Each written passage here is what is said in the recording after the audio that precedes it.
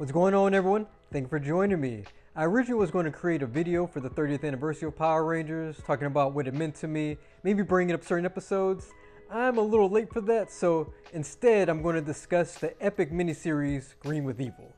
So the name of the miniseries, Green with Evil, is a play on Green with Envy. Green with Envy is an idiom, which is an expression in the usage of a language that is peculiar to itself, either in having a meaning that cannot be derived from the conjoined meanings of its elements. By definition, envy is a painful or resentful awareness of advantage or possession enjoyed by another and the desire to possess the same thing. You could say Rita is envious of Zordon. His Power Rangers have bested each and every monster of hers thus far. Now, she's going to fight fire with fire in the form of her own Ranger. To properly discuss the Green with Evil miniseries, it seems appropriate to view it as a feature-length film. A modern feature is typically between 80 and 180 minutes long, but different groups have different minimum lengths to be considered a feature.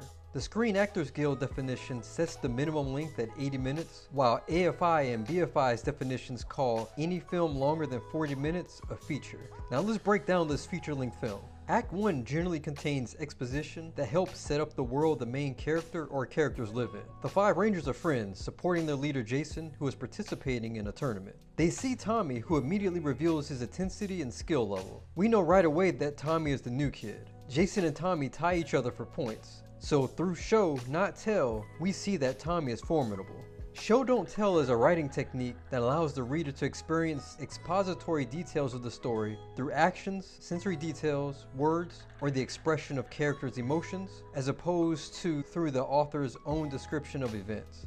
In other words, the author attempts to show you what is happening through images and action, rather than simply telling you what is happening in narration. That doesn't mean some things or information can't be told, but seeing Tommy in action helps us see why Rita chose him as her Green Ranger. The inciting incident is what sets the main character or characters on their journey.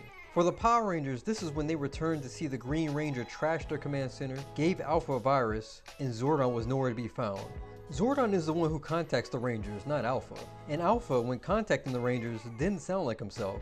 It was an eerie scene, a bit disturbing. Power Rangers is generally an action-packed series. The tone of this moment was closer to a scary movie or a thriller than a kid's cartoon. And it happened to Alpha 5 of all characters. The rules of this world were established early on in the beginning of the series. No one can enter the command center without a power coin.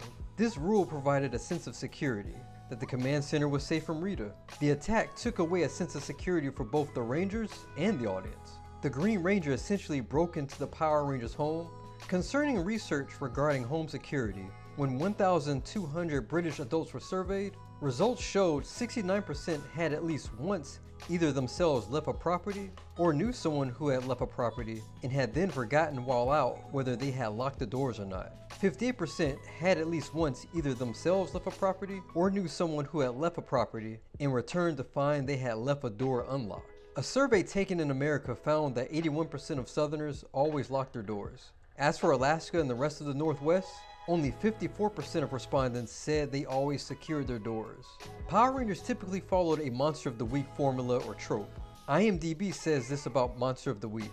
Essentially, the Monster of the Week serves as the big bad of a single episode. The Green with Evil miniseries changed that. This new enemy is not only human, but another Ranger, and the conflict goes on for several episodes. The Power Rangers faced the Green Ranger, who beat them like hotcakes. He kicked them out of their own Megazord, used their own weapons at one point. What's interesting is the Power Rangers have an attack called the Tower Formation. Kimberly and Trini stand on the shoulders of the other 3 Rangers, and together they launch a red pyramid of energy. Tommy had his own version where he actually shoots a Hadouken.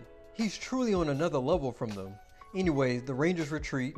Act 2 is where you have your rise in action. The protagonist encounters complications and obstacles. Also, the beginning of Act 2 is where writers introduce elements of the subplot. In this case, Jason. Tommy sends Jason to Rita's dark dimension. He now, alone, has to fight for his life against Goldar without his powers, something we've never seen before. The 4 remaining Rangers have to face the Green Ranger again, which they force him to retreat only by calling upon the Megazord. Then Jason has to fight the Green Ranger in Rita's dark dimension. We've never seen a civilian form Ranger face a Morph Ranger, and Jason almost dies until Billy saves him. The Rangers lose to another new enemy, Scorpina. Now you're going to notice further escalation at this point because Act 2 leads to a crisis where things are at their worst. Goldar attacks the city. The Rangers can't even morph, so Billy has to resolve that issue. The Rangers finally morph, battle Goldar and the Megazord. Rita's spell causes a solar eclipse, forcing the Megazord to lose power. She then sends Scorpina to fight. We've seen Megazord battle two enemies before, Goldar and King Sphinx, but never under current solar eclipse conditions. Green Ranger is then called into battle, and it's a 3-on-1, something we've never seen the Megazord engage in.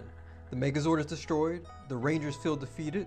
When at the command center, Zack says, "The Green Ranger was Rita's trump card. She played it. She won. The team spirits are broken."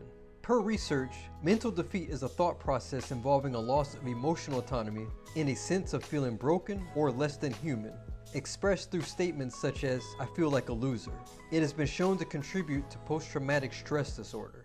Jason's words can't even reach the team. There's a quote, "How a man handles himself in defeat is more important than how he handles himself in victory." The Rangers have never truly lost a battle. They may regroup, they may have to change their strategy, their tactics, but they've always defeated the monster of the week. This is basically Power Rangers Rita Strikes Back. The Power Rangers are giving up. They've never been in this position. Jason demonstrates his leadership by trying to motivate the troops. As has been said, failure builds character. The Rangers are only going to get stronger from this if they allow it to. The events in Act 3 are what will lead up to the final confrontation. The Rangers learn the Green Ranger's identity, and though shocked, their spirits are renewed because now they have a chance of freeing Tommy from Rita's control.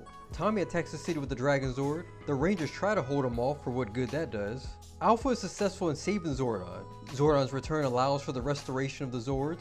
Megazord beats Dragon Zord. Jason and Tommy go one-on-one. They are settling the score once and for all. No 5-on-1, no Morph Ranger versus Unmorphed Ranger. It's just two skilled Rangers, two warriors going at it. After an amazing fight, Tommy loses.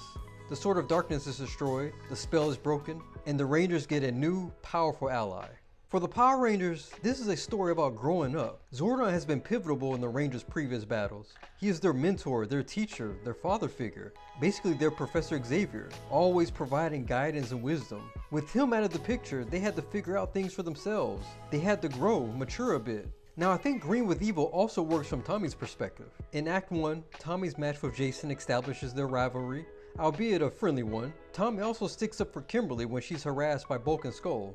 Jason and Kimberly are the two Rangers Tommy will eventually have the strongest connections to. Rita sees the potential in Tommy as the evil Green Ranger, and after he defeats Putties, she kidnaps him, turning him into the evil Ranger. For Tommy's story, Act 1 is over. The inciting incident disrupts the status quo of the main characters' daily lives. It happens here as well. Tommy was just a normal teen, the new kid at school. Now he's an evil ranger under Rita's control. Tommy successfully infiltrates and wreaks havoc at the command center. He defeats the Rangers, but he has more obstacles in the form of Putties when he's trying to claim the Sword of Darkness. Tommy successfully sends Jason to Rita's dark dimension, and he faces the other four Rangers. However, the Megazord forced him to retreat. Next, Rita gave Tommy the task of finishing off Jason, but Jason escaped under his watch, another failure. He infiltrates the command center once more and tries to impede Alpha's progress. Alpha's backup systems kick in, and he imprisons the Green Ranger.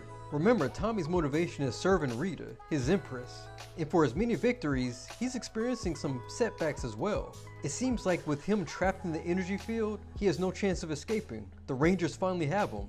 With Rita's help, Green Ranger escapes and he helps defeat the Megazord. Knowing his identity, Kimberly confronts Tommy. Tommy is given the Dragon Zord, attacks the city. The Rangers reclaim their Zords and defeat his Dragon Zord, and Jason defeats him one-on-one. Reluctant at first, Tommy, now free of Rita's control, joins the team. He's no longer a slave, no longer does he have an empress, he has friends. Research shows peers may strongly determine preference in the way of dressing, speaking, using illicit substances, sexual behavior, adopting and accepting violence, adopting criminal and antisocial behaviors, and in many other areas of the adolescent's life. Adolescents who liked school were those that more often were part of a peer group without involvement in risk behaviors. Those that mentioned that they did not have any friends reported that they liked school less. Taking into account that adolescents seem to choose to be less involved in risk behaviors when they have friends that are not involved in risk behaviors. Although peers' influence is indirectly related, it is very important for adolescents' health and well-being, as suggested in other studies with similar results. It was the Power Rangers, Tommy's eventual true friends, who saved him and put him on course for a better life. If you enjoyed this video and you want to see more, please like, share. If you haven't done so already, please subscribe to my channel. Take it easy.